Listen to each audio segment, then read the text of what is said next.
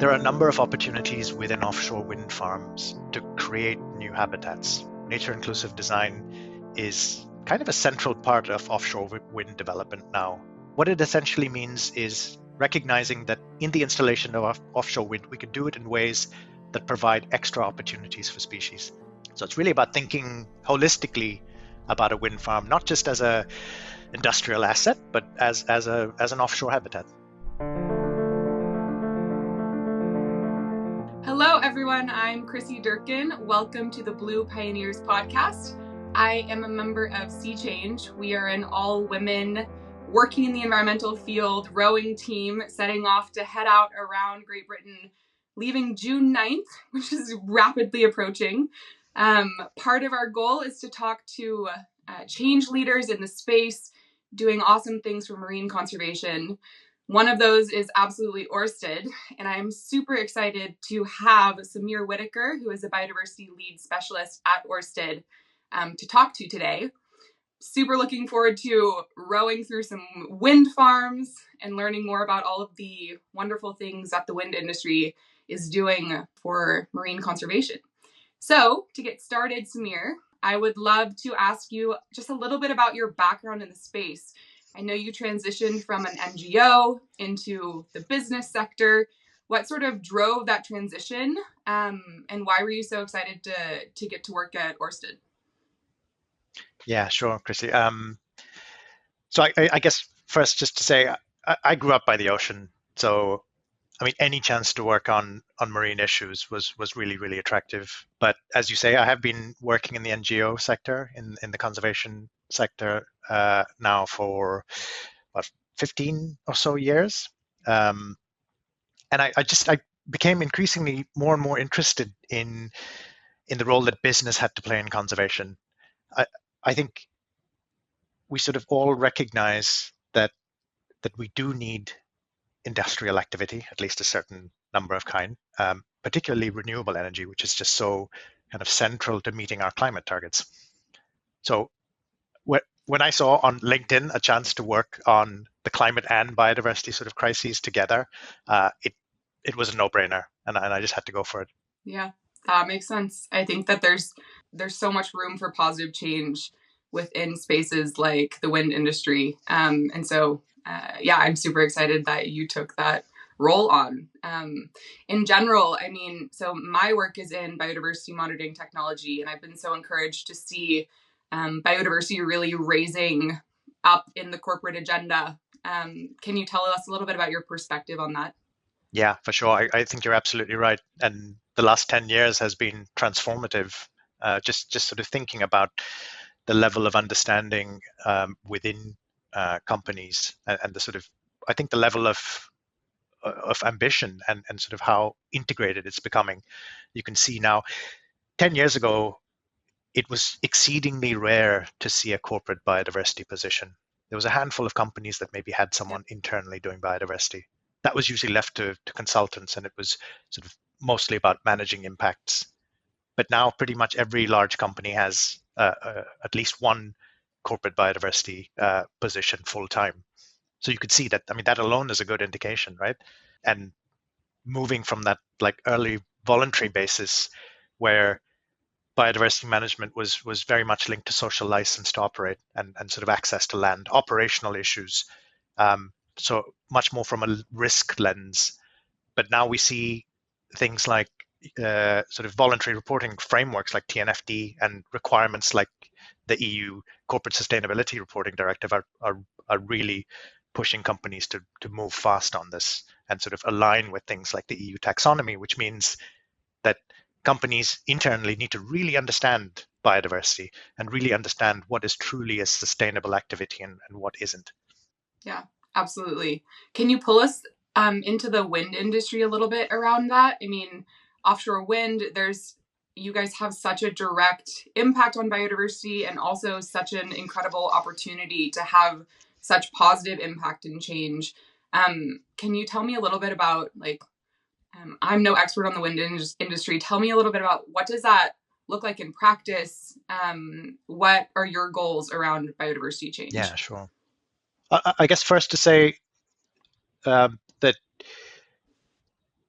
our ambition is really guided by a really long pipeline of practical expertise. We have experience of installing close to 1,500 turbines offshore now around the world. So that's a really significant Wow. pool of expertise in doing it right, in sort of minimizing impacts, in sort of looking for opportunities to avoid and minimize impacts, looking for ways to manage construction impacts, and then to monitor species and habitats to make sure that there are no additional impacts. In terms of offshore construction, the bulk of our impacts are temporary. So there's the normal disturbance that you would have with the installation of any kind of infrastructure offshore. We obviously are pushed, rightly so, by regulatory frameworks around the world to ensure that for example, construction noise levels are as low as feasibly possible, and that there's a really strong monitoring program to ensure that these impacts are minimized during construction and kind of do not sort of have any long-term consequences.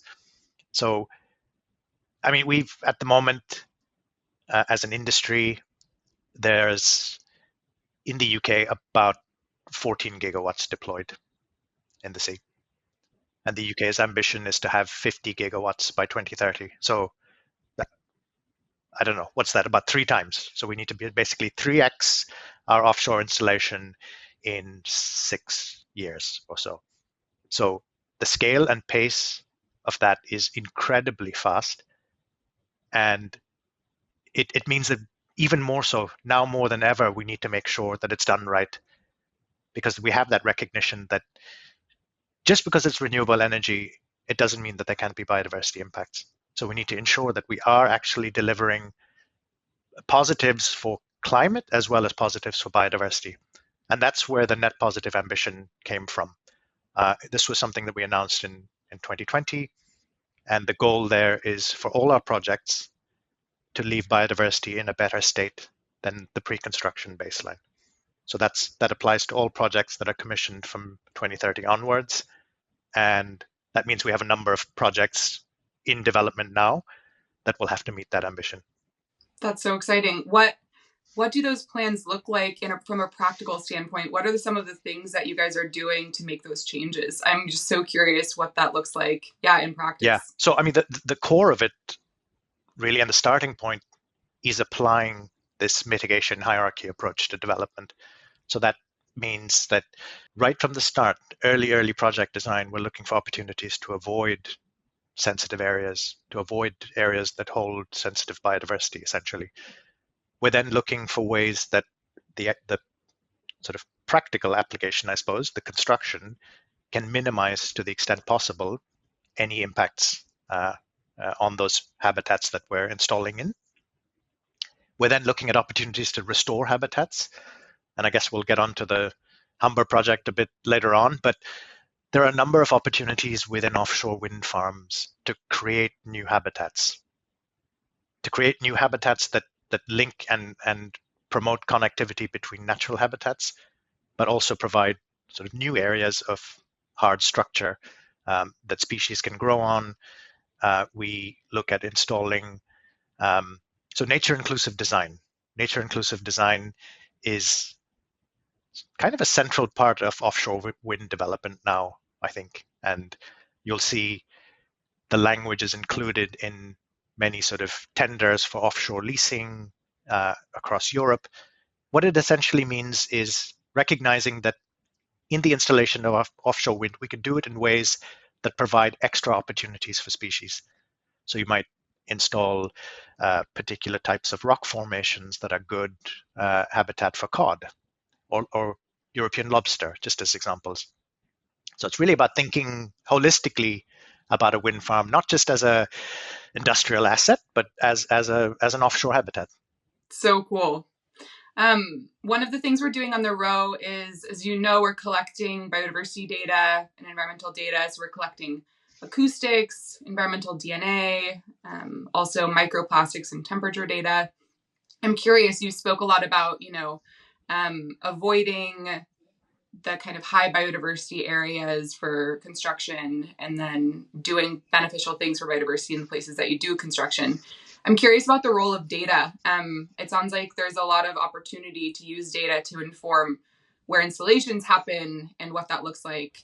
Can you tell me a little bit about what you guys have been doing around data? Yeah, absolutely. And I mean, it's a huge world, right? So I'll only scratch a small surface of it.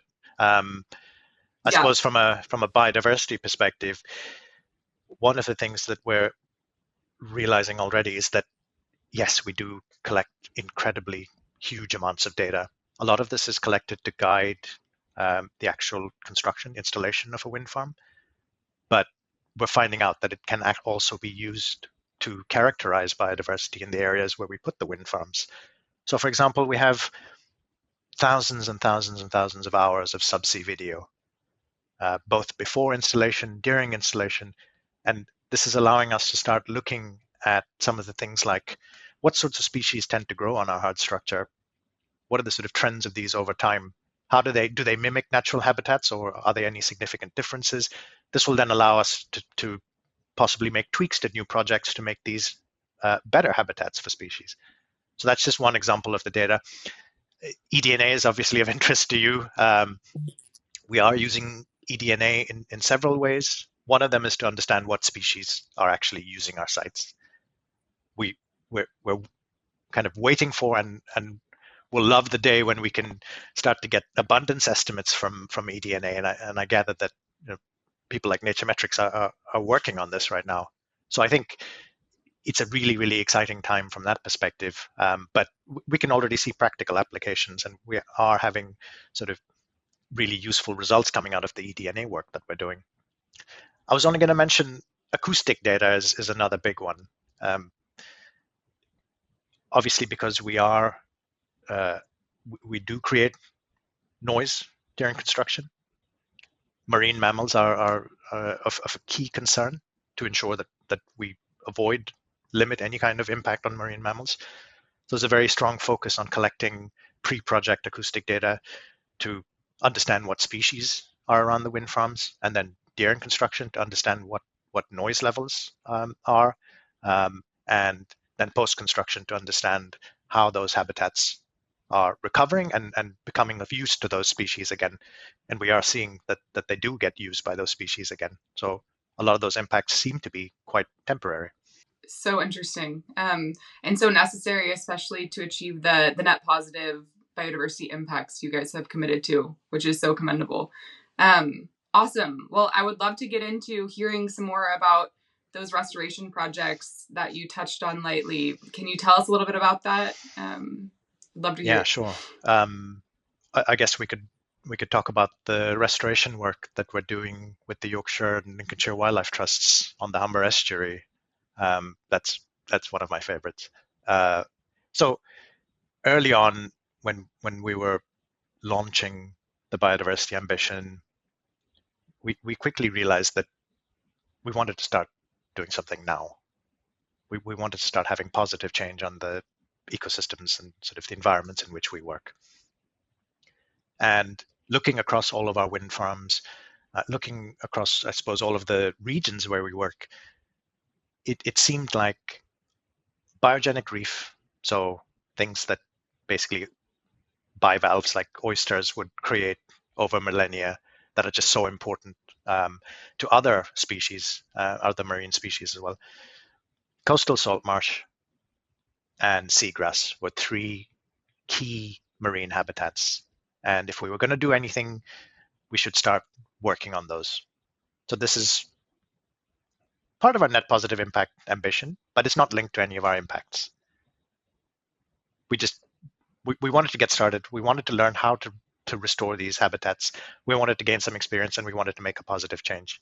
So we teamed up with the wildlife trusts. So that's Yorkshire Wildlife Trust and Lincolnshire Wildlife Trust, who already had some experience in restoring intertidal seagrass, and we're having some successes there.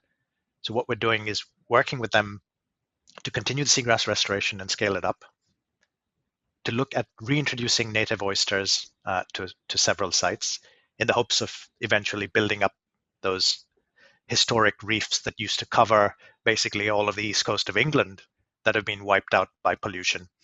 So rebuilding those and then looking at regenerating salt marsh. And the idea was that this would be a seascape type approach. It's not just doing one habitat, but restoring a number of interconnected habitats that all work together.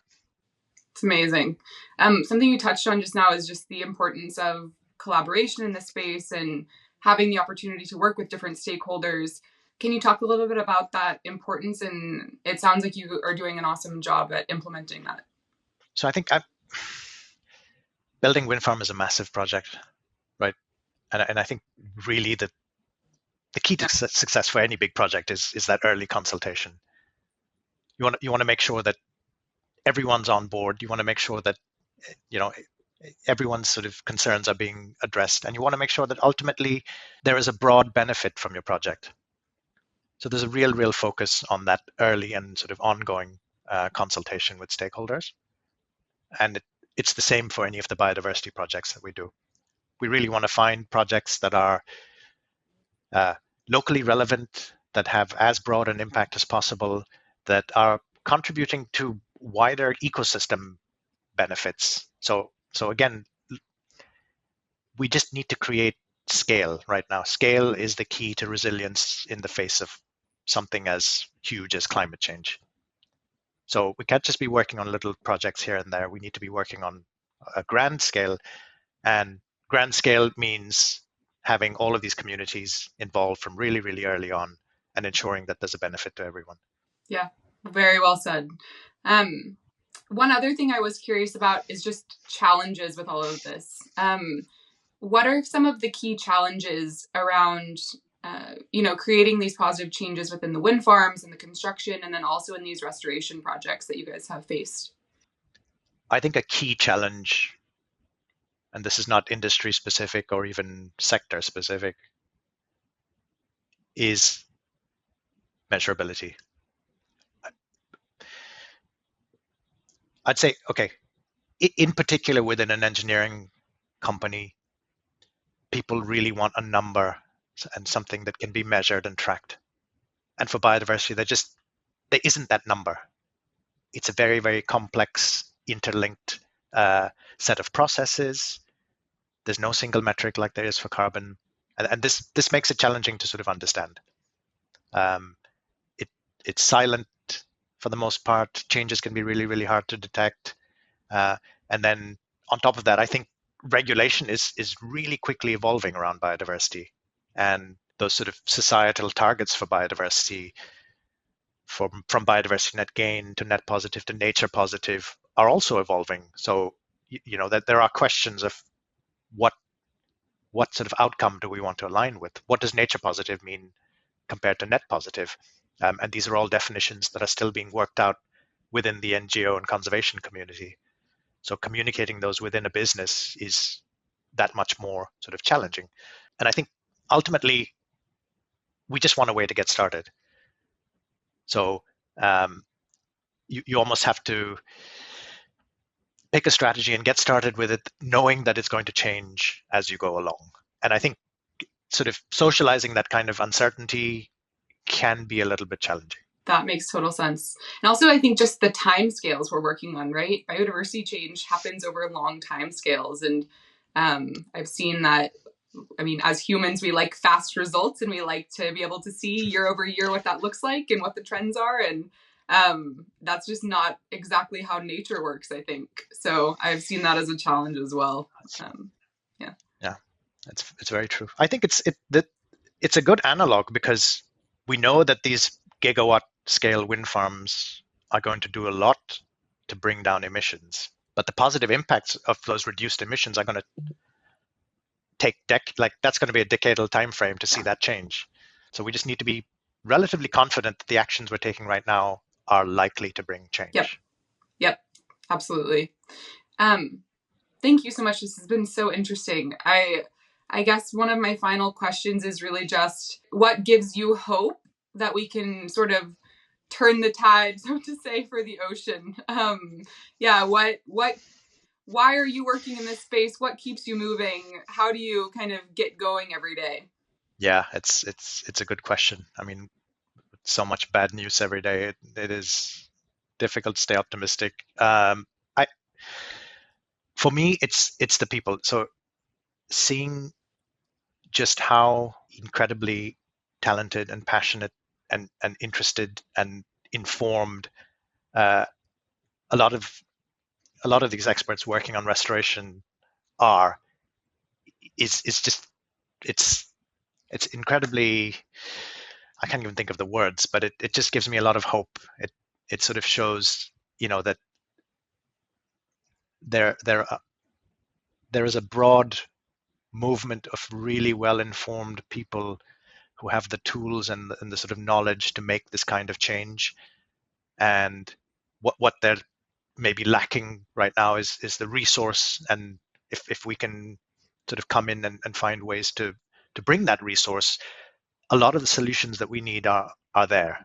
I think, also if we look at the actual resilience of a lot of these habitats, how quickly bleached coral or seagrass can regenerate after a large scale shock, that alone provides a lot of hope. The actual resilience, inherent resilience of ecosystems. Yeah, agreed. Very well said. I guess last thing, for everybody out there listening, do you have anything that they can do to help contribute? How could people get involved in their own lives? Sometimes these problems feel so far away, or like there's nothing we can do to help. Do you have any advice on how people could either get involved in small ways or stay informed, or any advice on that? I think one of the most important things is to remain interested. Don't become indifferent. Stay informed and really advocate for change. And this doesn't mean starting a rally, but it's small changes in the way that we do things, we know can make a huge difference, because all of these changes add up. That cliche applies here as well. But I think, and I'm thinking of the UK context here, one of the most important things that we can kind of all work towards is improving some of our regulation around how we treat marine areas. And this kind of regulation really it can be created and driven by public support. And I'm just thinking about nutrient outflows as sort of one particular issue that we could all work together to tackle. But I think the most important thing is to really just to be interested and stay informed, which is difficult to do with marine because we don't see those impacts. They're out in the ocean and invisible, and often the people that are dealing with it are just coastal communities, and the rest of us don't really hear about it. So I think we really need to make that effort to kind of stay more engaged and sort of be more engaged with this whole set of issues that is actually quite invisible, but is going to impact all of us. Well, thank you so much. Some of my key takeaways from everything you said is that nature is resilient, and there are a lot of incredible ways, both within and outside of commercial applications, to really improve our relationship with the marine environment and watch it regenerate and heal. So thank you so much for your time today. We really appreciate it. Again, I'm so excited to see some of these offshore wind farms up close and personal, and it'll be a lot more fun now that I know some of the details. So thank you for your time, Samir. Good luck on the row. Thank you. We need it.